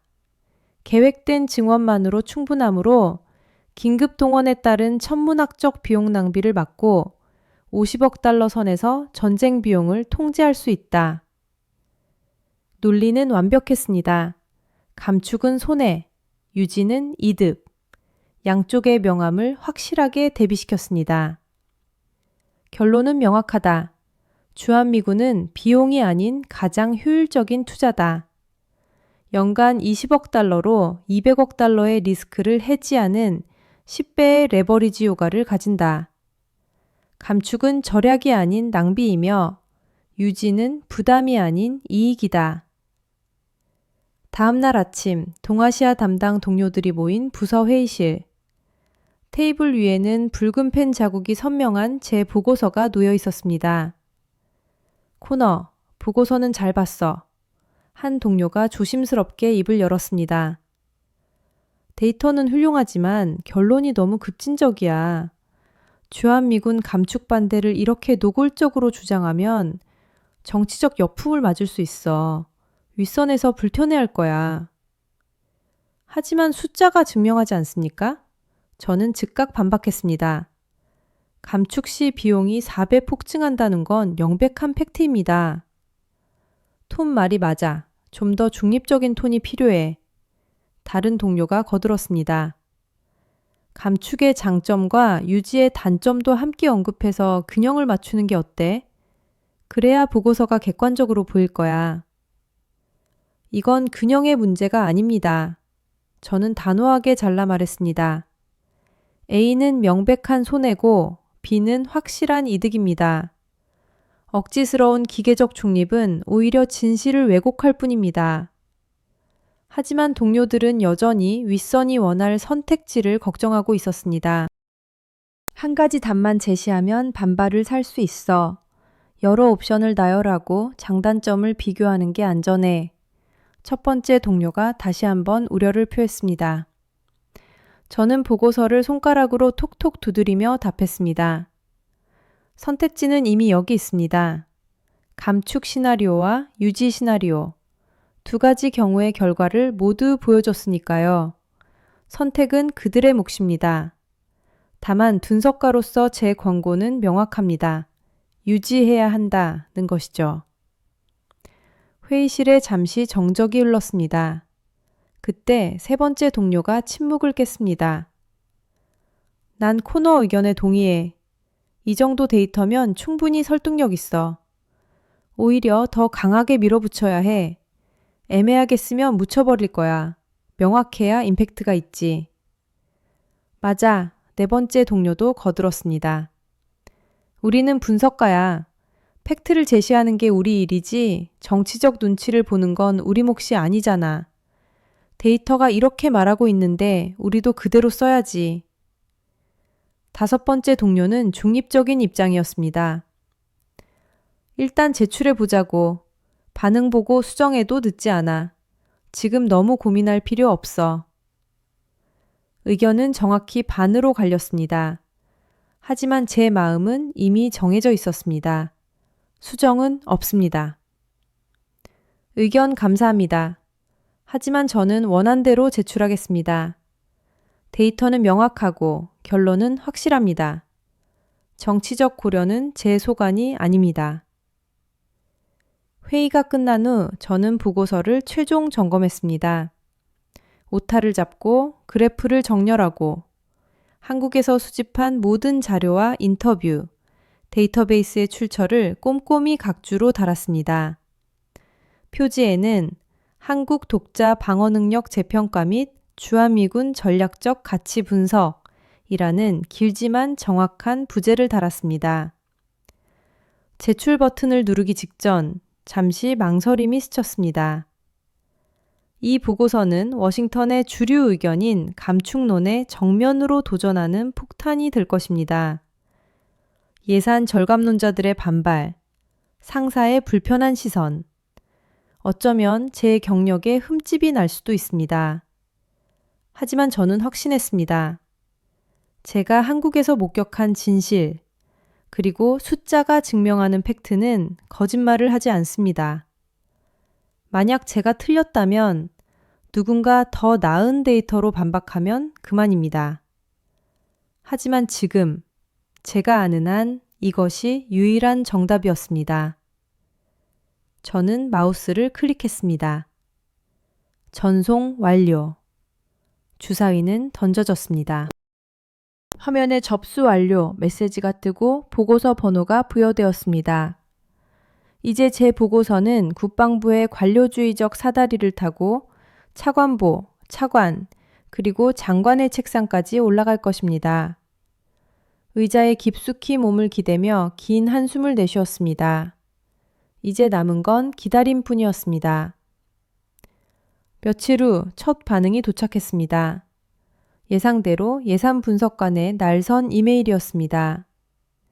코너, 보고서의 전시비용 추정치 200억 달러는 지나치게 과장된 최악의 시나리오입니다. 평균적으로는 그 절반 이하일 것입니다. 반면 주한미군 유지 비용은 간접비까지 포함하면 연간 40억 달러에 달하는데 이를 20억 달러로 과소평가했습니다. 재계산 바랍니다. 저는 즉시 답장을 보냈습니다. 전시 비용은 국방부 자체 시뮬레이션 결과에 근거한 것이며 안보 전략은 항상 최악의 상황을 가정해야 합니다. 또한 유지 비용 40억 달러는 전체 관련 비용이며 순수 병력 유지비는 20억 달러가 정확합니다. 전송 버튼을 누르며 생각했습니다. 이제 시작이구나. 일주일 내내 이메일 폭격이 이어졌습니다. 데이터, 결론, 방법론을 문제 삼는 비판부터 조심스러운 지지까지 다양한 반응이 쏟아졌습니다. 저는 지치지 않고 모든 질문에 근거와 논리로 대응했습니다. 그리고 2주 후 결정적인 전환점이 찾아왔습니다. 국방부 차관보실에서 주한미군 정책 재검토 회의 소집 통보가 온 것입니다. 안건은 바로 제 보고서였습니다. 회의 분위기는 예상대로 냉랭했습니다. 왜 우리가 한국에 그 막대한 돈을 쏟아부어야 합니까? 우리 예산도 빠듯한데. 한 참석자의 불평에 다른 이가 맞장구 쳤습니다. 자기 나라는 자기가 지켜야지. 언제까지 우리가 베이비시터 노릇을 해야 합니까? 저는 심호흡을 하고 준비한 답변을 꺼냈습니다. 지금 한국은 우리에게 보호를 구걸하는 나라가 아닙니다. 그들은 우리를 위해 시간을 벌어주는 나라입니다. 한국이 초기 방어를 전담하는 동안 우리는 증원을 준비할 수 있습니다. 만약 한국이 무너지면 우리는 훨씬 더 거대하고 값비싼 전쟁을 준비되지 않은 상태에서 치러야 합니다. 비용은 4배 이상 폭증할 것입니다. 회의실에 무거운 침묵이 내려앉았습니다. 그때 누군가 조용히 물었습니다. 그럼 우리가 한국에서 무엇을 배울 수 있습니까? 그 질문 하나가 모든 것을 바꿨습니다. 감축이냐 유지냐를 두고 벌어지던 소모적인 논쟁이 순식간에 건설적인 토론으로 전환되었습니다. 저는 기회를 놓치지 않고 노트북을 열어 한국에서 수집한 자료들을 화면에 띄웠습니다. 배울 것이 아주 많습니다. 한국군의 독자적인 전쟁 지속 설계부터 말씀드리겠습니다. 한국군은 끝나지 않을 전쟁을 가정하고 모든 것을 준비합니다. 탄약 생산, 장비 정비, 병력 동원 시스템 모두가 장기전을 염두에 둔 설계입니다. 우크라이나 전쟁이 증명했듯 현대전은 결국 지속능력 싸움이니까요. 그걸 어떻게 배웁니까? 누군가 물었습니다. 주한미군의 역할을 근본적으로 재정의해야 합니다. 저는 단호하게 답했습니다. 지금까지는 단순한 주둔군, 즉 존재만으로 억지력을 제공하는 인계철선에 불과했습니다. 하지만 앞으로는 달라져야 합니다. 무엇으로 말입니까? 공동 운용 학습기지, Joint Operational Learning Base로 말입니다. 저는 화면을 전환하여 며칠 밤을 새워 만든 제안서를 띄웠습니다. 주한미군을 단순 주둔군이 아닌 한국군의 선진적인 전시 대비 태세를 체화하는 학습 플랫폼으로 재편해야 합니다. 전쟁 지속 설계, 보급 유지 방식, 민군 연동 구조 등 한국군의 강점을 미군이 흡수해야 합니다. 차관보가 흥미롭다는 듯 몸을 앞으로 기울였습니다. 구체적으로 설명해보게. 첫째, 한국군 주도 시나리오 훈련의 확대입니다. 첫 번째 슬라이드를 넘겼습니다. 지금까지는 미군이 주도하고 한국군이 따르는 형식이었습니다. 이제는 반대로 가야 합니다. 한국군이 짠 시나리오 안에서 미군이 움직이며 그들의 독자적인 작전 수행 능력을 직접 경험하고 배워야 합니다. 둘째, 한국의 민관군 통합 보급체계 습득입니다. 두 번째 슬라이드에는 한국의 물류망 지도가 펼쳐졌습니다. 한국은 유사시 민간의 트럭, 창고, 병원, 공장을 즉각 군용으로 전환하는 법적 시스템적 준비가 완벽합니다. 이는 미 본토 방어에도 반드시 적용해야 할 모델입니다. 셋째, 경이로운 장비 가동률의 비밀을 배워야 합니다. 세 번째 슬라이드. 한국군 전차 가동률은 90%에 육박합니다. 미군의 70%와는 차원이 다릅니다. 비결은 민간 업체와 통합된 신속 정비 체계입니다.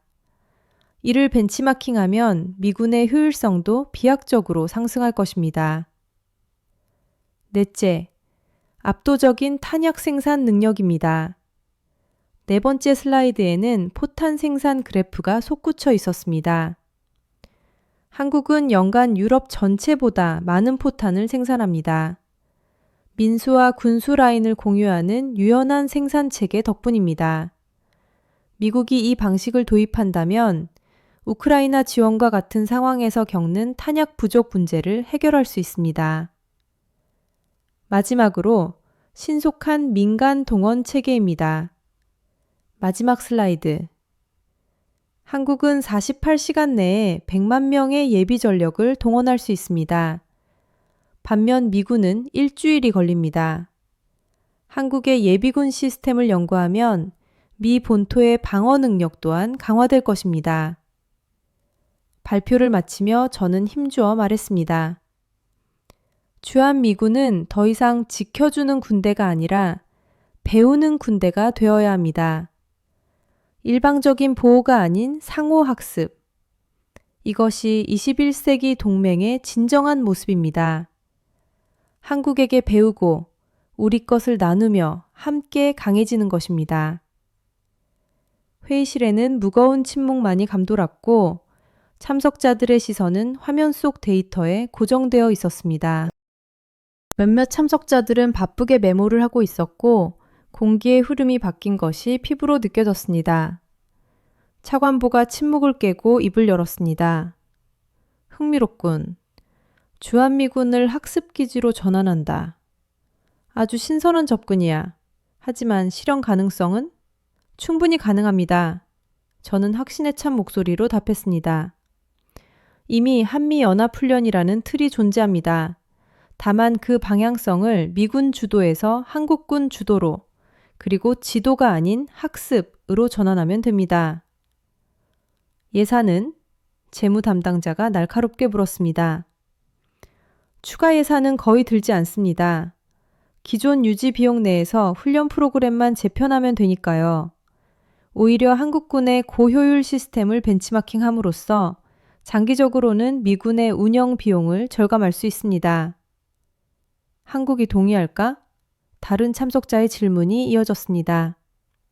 물론입니다. 한국 역시 미군과의 상호 운용성 강화와 기술 교류를 원합니다. 이것은 일방적인 요구가 아닌 완벽한 윈윈 전략입니다. 그 순간 회의실의 공기가 완전히 바뀌었습니다. 회의적이던 이들의 고개가 끄덕여지기 시작했습니다. 주한미군을 얼마나 줄일까? 라는 소모적인 감축 논쟁이 주한미군을 어떻게 활용할까? 라는 생산적인 전략 논쟁으로 전환된 것입니다.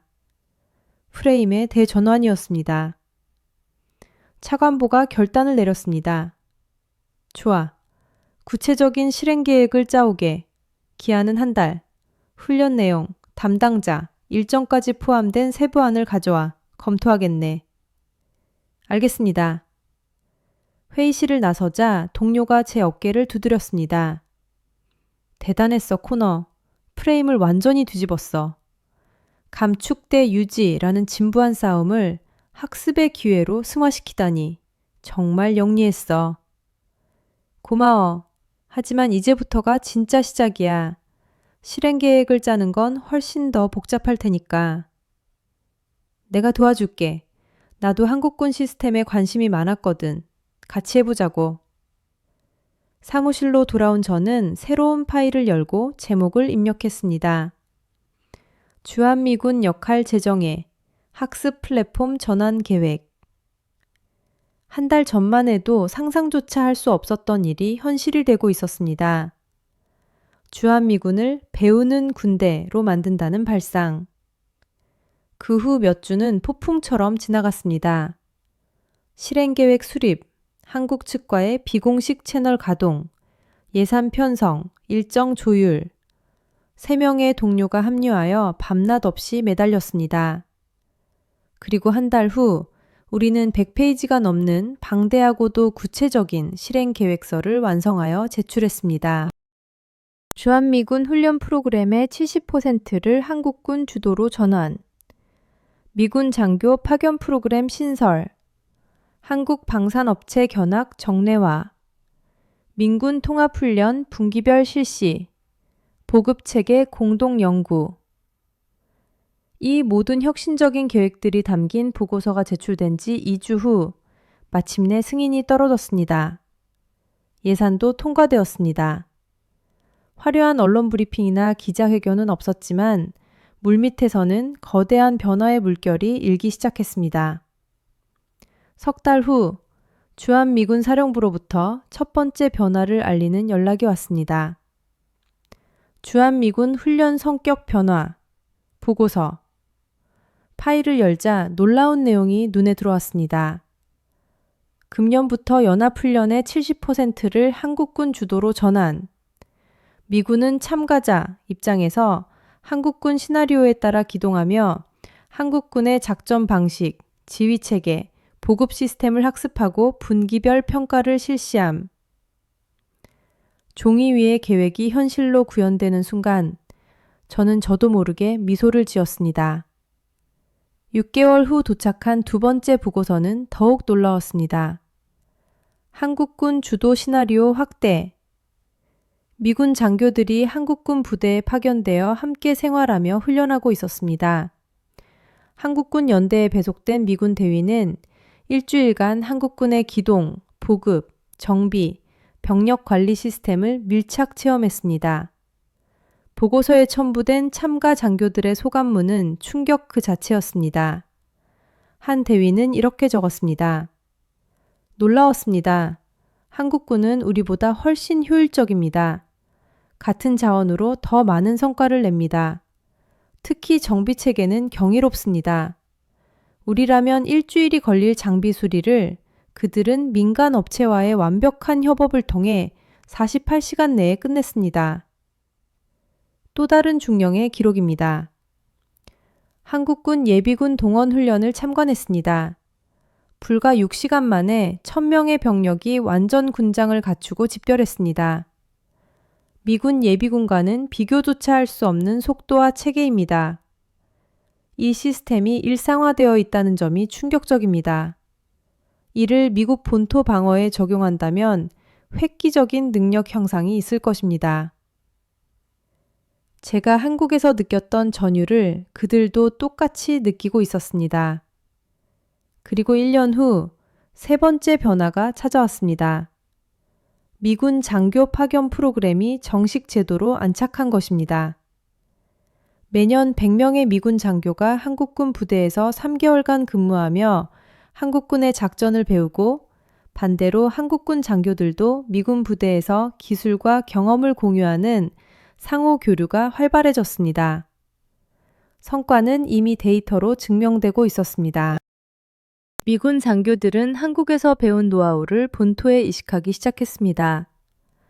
예비군 동원 체계의 혁신, 민간 자원을 활용한 보급 효율화 등 한국식 모델이 하나둘씩 도입되었습니다. 한국군 역시 미군의 첨단 정보 체계, 정밀 타격 기술, 합동 작전 능력을 흡수하며 서로가 서로를 성장시키는 진정한 상호 운용성을 확보해 나갔습니다. 2년 후 저는 주한미군 역할 재정의 2년 평가라는 제목의 마지막 보고서를 작성했습니다. 데이터는 명확했습니다. 한미 양국군의 협력 수준은 2배로 증가했고 연합훈련의 효율성은 40%나 향상되었습니다. 무엇보다 가장 큰 성과는 인식의 대전환이었습니다. 미군 장교들은 더 이상 한국군을 보호해야 할 대상이 아닌 배울 점이 많은 동등한 파트너로 인식하기 시작했습니다. 한국군 또한 미군을 단순한 의존 대상이 아닌 전략적 협력자로 바라보게 되었습니다. 보고서의 마지막 문장을 적어 내려왔습니다. 한국은 더 이상 보호 대상이 아니다. 그들은 이미 전장을 주도적으로 관리하는 핵심 파트너다. 문장을 마친 후 잠시 손을 멈췄습니다. 3년 전 한국은 다루기 쉬운 나라라며 거만하게 고개를 끄덕이던 회의실의 풍경이 스쳐 지나갔습니다. 저 또한 그들 중 하나였습니다. 하지만 이제 워싱턴의 그 누구도 한국을 그렇게 부르지 않습니다. 데이터가 바뀌었고 인식이 바뀌었으며 세상이 바뀌었습니다. 며칠 후 헤인즈 중령에게서 전화가 걸려왔습니다. 코너, 보고서 잘 봤습니다. 3년 전 제 사무실을 찾아왔던 날이 기억나는군요. 그때 제게 뭐라고 물었었죠? 한국에서 무엇을 봐야 하냐고 여쭈었죠. 중령님께서는 기지 밖을 보라고 하셨고요. 수화기 너머로 헤인즈 중령의 웃음소리가 들려왔습니다. 제대로 보셨군요. 그리고 그 시선을 다른 사람들에게도 성공적으로 전달했습니다. 이제 많은 이들이 진실을 알게 되었습니다. 감사합니다. 중령님께서 제 눈을 뜨게 해주신 덕분입니다. 아닙니다. 헤인즈가 정중하게 답했습니다. 당신이 직접 보려고 노력했기 때문입니다. 대부분의 사람들은 듣고도 믿지 않고 보고도 보지 못합니다. 당신은 달랐습니다. 전화를 끊고 창밖을 바라보았습니다. 워싱턴의 하늘은 유난히 맑았습니다.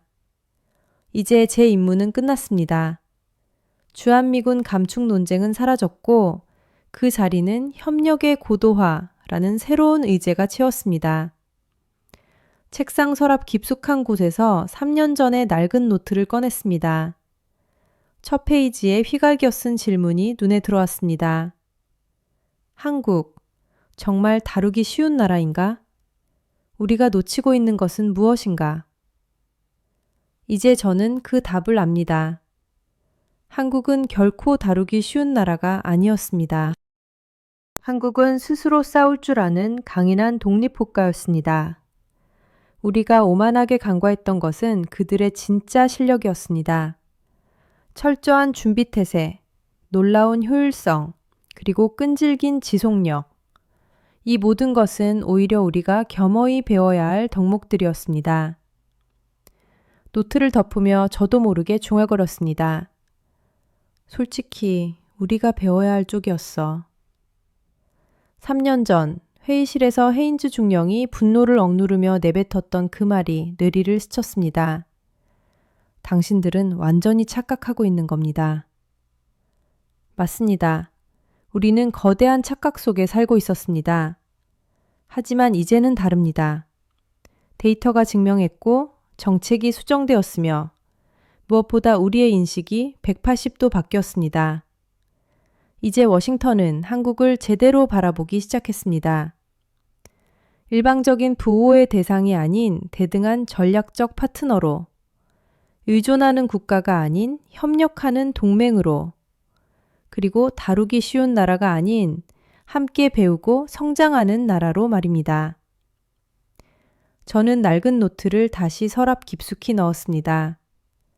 이제 한미동맹의 새로운 장이 열릴 것입니다. 주한미군과 한국군이 서로 가르치고 배우며 함께 강해지는 시대, 상호학습과 성장을 통한 진화, 이것이야말로 21세기 동맹이 나아가야 할 진정한 미래입니다.